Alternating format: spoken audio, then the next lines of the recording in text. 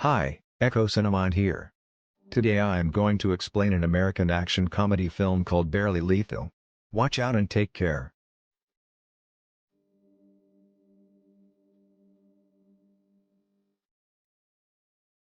Prescott Academy is a government-run secret institution that trains little girls into becoming assassins. The chief of the organization, Hardman, brings them in as young as 10 months old to teach them everything about life, without guidance from outside media. Little girls at the Prescott Academy are trained to be killing machines. They learn to shoot at 3 years old with guns that are taller than them. When they turn 5, they are taught to drive, and by a year, they can skillfully indulge in a high-speed car chase. Every day, they practice different forms of fighting skills, so when they turn into teenagers, they can be used for several dangerous missions without being suspected. The number one rule that Hardman stands by is no attachments. Therefore, although the girls are all orphans, they have never been allowed to form connections with each other. They aren't given any names and are known as their agent numbers. Currently, the best student in the academy is number 83. She shoots like a killer that she is trained to be and fights the best among everyone.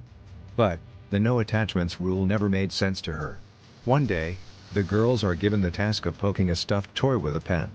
While the other girls do as told, 83 holds the toy to her chest. Hardman presents her as a bad example and tears the toy's head. 83 has emotions piling up inside her that are about to burst one day. As time passes, she grows into a teenager with outstanding fighting skills. Her biggest competitor is number 84, who has always been the second best at everything. She despises 83 and could kill her if they weren't working for the same agency. 83 is the first one in her class to be activated, meaning that she is sent on dangerous missions before all of her classmates. As usual, 84 is not happy about it, but she has no authority to protest. After being activated, 83 goes on several missions. Since she is a teenager, she is never suspected of being an agent. She completes all of her tasks with ease, impressing Hardman. However, she still longs for the normal teenage life that she never got to live. In one of her missions, she is spying on a target when she notices a party going on next door. Seeing the teenagers dance and have fun makes 83 realize that her life isn't normal. She has missed a huge part of her childhood and doesn't want her teenage years to go in vain. 83 decides to flee from the establishment and its responsibility the next chance she gets. But before that, she has to know what being a normal girl actually looks like. For this, she starts to gather intel on teenage high school life by watching movies like Mean Girls, The Princess Diary, and Clueless. Every time she is away on a mission, she buys magazines to secretly read them during boring meetings. One day, her habit gets her in trouble when Hardman finds her reading a magazine as he is briefing her about an important mission. He orders her to come back to her senses because the next mission is very dangerous. An arms dealer and the most dangerous woman in the mafia, Victoria, was located in a city 8 hours ago. She has to be captured alive within 2 days or else she will disappear again. 84 wants to go on the mission, hoping that it would make her Hardman's favorite, but 83 is given the task. In the following scene, we see that Victoria is in a construction zone with 3 hostages. She insults them and takes their blindfolds off. All of a sudden, the female hostage reveals that she is 83. In an instant, 83 attacks Knox and overpowers all her henchmen. She ties a hook to Knox that goes up to an airplane flying overhead. At last, they are pulled up to the plane, and 83's mission is complete. But since Knox still has her gun, she points it at her. 83 cuts the harness and drops into the river below while Knox is pulled inside the airplane. When Hardman notices 83's absence, he tries to contact her on a device attached to her wrist. 83 gets out of the water and hears him. However, she doesn't reply, knowing that this is her only chance to escape her old life. She throws her watch away and decides to never look back. Back in the airplane, Hardman is told that they aren't receiving any visuals or audio from her. He declares her inactive and continues interrogating Victoria. Following that, 83 creates an entirely new identity under the name Megan. She also transfers into a high school in Newton and finds a family to stay with through a website. At the airport, the family comes to pick her up. It consists of a mother, Mrs. Larson, her son Parker, and her sarcastic teenage daughter Liz. Liz is not too happy about Megan's arrival and has a hard time adjusting with her around the house. She finds it weird that Megan is excited about normal things like riding the school bus. Still, to please her mother, she agrees to help Megan around the school. On her first day at school, Megan dresses up in a ridiculous outfit, making everyone stare at her. Only a few minutes in, a bully named Gooch calls her fresh meat as everyone laughs. To make her feel better, Liz gives her less patterned clothes to wear.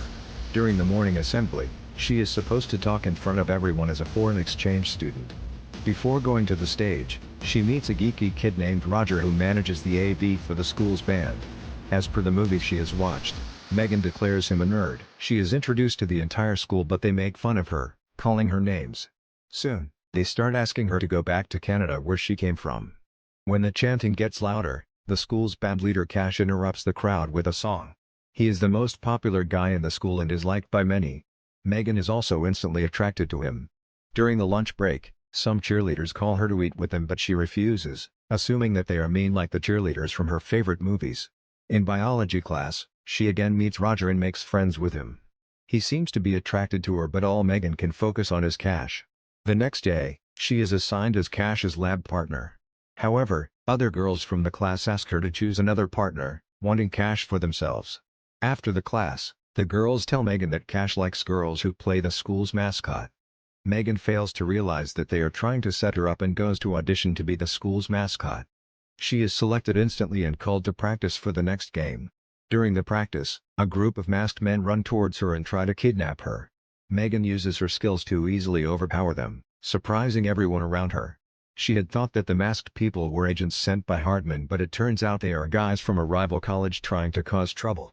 By the time she realizes this, everyone is filming her. They upload the video on social media, much to her horror. In Prescott's base, Victoria is being held and interrogated by Hardman. She is also aware that his way of stealing a good childhood from young girls is wrong. She calls him out for it but the man insists that he is doing it for a good cause. Victoria also shows special interest in number 84 and is planning to use her to escape. They soon find out about the viral video of Megan and assume she is now working for a rival group. The next day at school, everyone is talking about Megan's outstanding fighting skills. She turns into one of the popular girls overnight. Her day gets even better when Cash calls her to his band practice after school. When she reaches there, she meets Roger and talks to him while waiting for Cash. Roger loves her personality and registers that they have a lot in common. But Megan is too busy drooling over Cash to see that he likes her. Later, she is invited to a high school party that her bully Gooch is throwing at his house.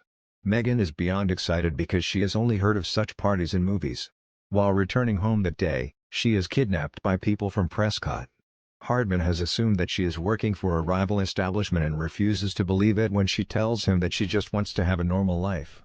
He injects her with a truth drug and finds out she is actually telling the truth. Hardman feels entitled to her life since he taught her everything she knows. He orders her to return to base in 2 days. Following that, his people dump her on the front porch of the house to make Megan look like she's just drunk. When Megan meets Roger the next time, she invites him to Gooch's party. But since his father is strict about parties, he refuses to go.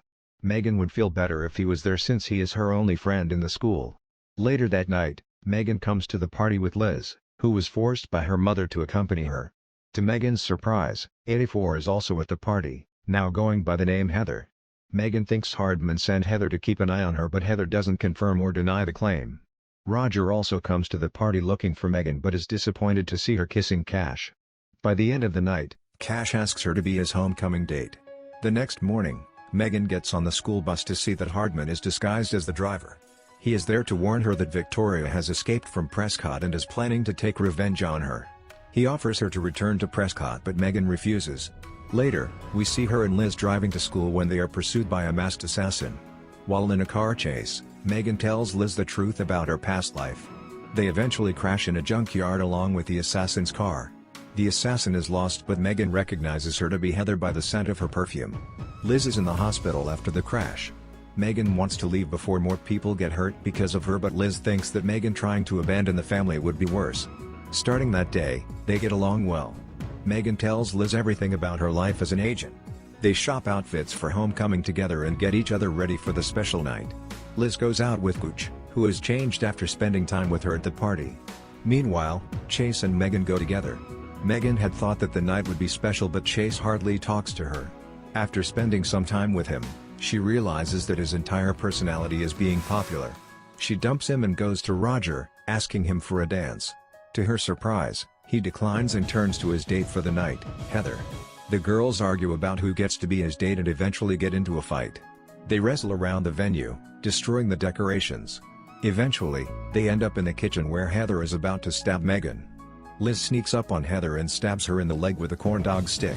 Then, Megan hits Heather over the head and knocks her out. Following that, the girls run back home to see that Victoria and her people have taken Mrs. Larson and Parker hostage. Megan fights them efficiently until they capture Liz.